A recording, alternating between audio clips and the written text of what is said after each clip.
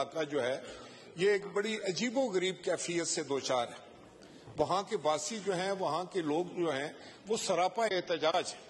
اور اس احتجاج کی وجہ یہ ہے میڈم چیئر پرسن کہ آج سے اگر 10 سال پہلے کسی نے بلڈنگ بنائی ہے، 15 سال پہلے بنائی ہے، 8 سال پہلے بنائی ہے، 5 سال جو تیار بلڈنگز ہیں ان کو کہا جا رہا ہے کہ آپ ڈیمولش کریں.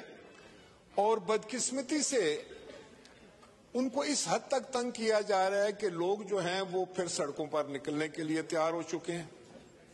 میں نے اکثر یہ گورنمنٹ کے جو ذمہ داران ہیں ان سے بھی بات کی کہ اس کو کسی انداز سے اس مسئلے کو سلجھانا چاہیے، اس کو بگاڑنا نہیں چاہیے.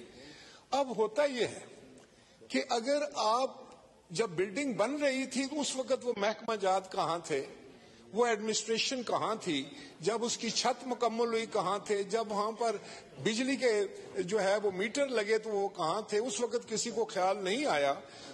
کیونکہ وہ نقشہ جمع کرا دیتے ہیں پاس ہونے کے لیے، اور ڈیمنگ کلاس ایسی ہے، لا منسٹر صاحب ادھر بیٹھے ہیں، کہ اگر ایک خاص وقت تک آپ نقشہ کوئی اتھارٹی پاس نہیں کرتی تو اس کو پاس سمجھا یا تصور کیا جاتا ہے.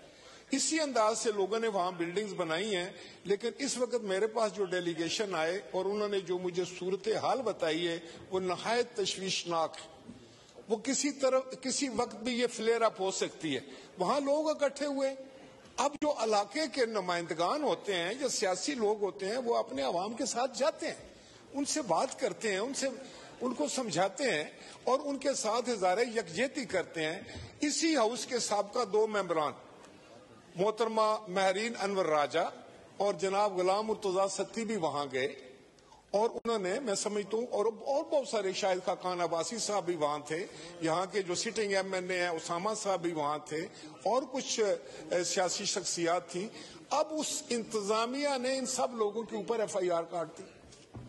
یعنی کہ آپ چاہتے ہیں کہ جلتی پر تیل ڈالا جائے، اور کل اگر کوئی انٹوورڈ انسیڈنٹ ہو گیا ہم سب لوگ مری میں جاتے ہیں. وہ پورا ایک نیشنل ہمارا ایک ریزورٹ ہے. تو آپ اس صورتحال کو فوری طور پر سمجھنے کی کوشش کریں، اس کی سنجیدگی کا جو ہے وہ اندازہ لگائیں. یہ جتنی ایف آئی آرز ہوئے ہیں اس کو ختم کیا جائے. بلکہ میں یہ کہتا ہوں کہ وہاں کی جو انتظامیہ ہے ڈسٹرکٹ اور تحصیل کی، they are responsible for all this chaos. وہ ان کو تو چاہیے تھا مسئلے کو سلجھانا، ان کو تو چاہیے تھا لوگوں کو انگیج کرنا، ان کی بات سننا. اب یہاں یہ کہا جا رہا ہے کہ جو لوگ تو پیسے دیتے ہیں ان کو وہ چھوڑ دیتے ہیں، اور جو لوگ پیسے نہیں دیتے ان کی بلڈنگ گرانے کی کوشش کرتے ہیں. اس سے وہاں ایک طوفان بپا ہے، لوگوں کے جذبات انگیخت ہو چکے ہیں. اور میں آپ کو بتاؤں کہ یہ کسی وقت بھی یہ جو ہے نا یہ معاملہ آؤٹ آف کنٹرول ہو سکتا ہے.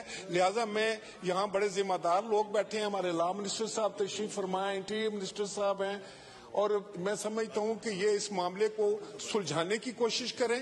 ورنہ میں سمجھتا ہوں کہ میں ایک بطور ایک اس خطے سے میرا بھی تعلق ہے، تو میری یہ ذمہ داری تھی کہ میں آپ کے گوش گزار یہ بات کروں کہ فوراً سے پہلے جو ہے اس مسئلے کو ٹھیک کیا جائے. اور یہ ایف آئی آرز جو کہ سیاسی لوگوں پر کی گئی ہیں، اس علاقے کے جو لیڈرز ہیں ان کی گئی ہے، جو وہاں کی اوپینین فارمر ان کے خلاف آپ جو اقدامات کر رہے ہیں، تو پھر سلجھائے گا کون؟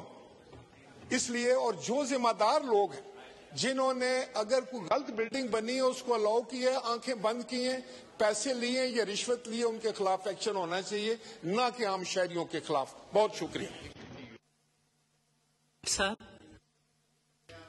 راجہ پرویز اشرف صاحب ہمارے بڑے ہیں، ایک تجربہ کار پارلیمنٹیرین ہیں. انہوں نے یہ محسوس کرتے ہوئے کہ گو کے مسئلہ صوبائی ہے، لیکن ظاہر ہے ہم سب پاکستانی بھی ہیں، اور جب تکلیف کسی ایک کونے میں ہوتی ہے تو وہ اس کی جو وائبز ہیں وہ پہنچتی ہیں دوسرے حصے تک بھی. جن باتوں کی طرف انہوں نے توجہ مبذول کروائی ہے، اسی بابت ایک میٹنگ ہوئی تھی گزشتہ ہفتے، اس میں بھی انہوں نے یہ بات کی، اور مجھے بھی کچھ اور لوگوں نے بتایا کہ یہ ایک مسئلہ ہے جو کہ سنگین صورتحال اختیار کر سکتا ہے. میں آپ کے جو کنسرنز ہیں وہ حکومت پنجاب کو، کیونکہ آپ ہم سے زیادہ سمجھتے ہیں کہ کانسٹیٹیوشنل فریم ورک میں یہ پروونشل گورنمنٹ کا ڈومین ہے، اور انہی نے یہ سارے معاملات جو ہیں یہ سنبھال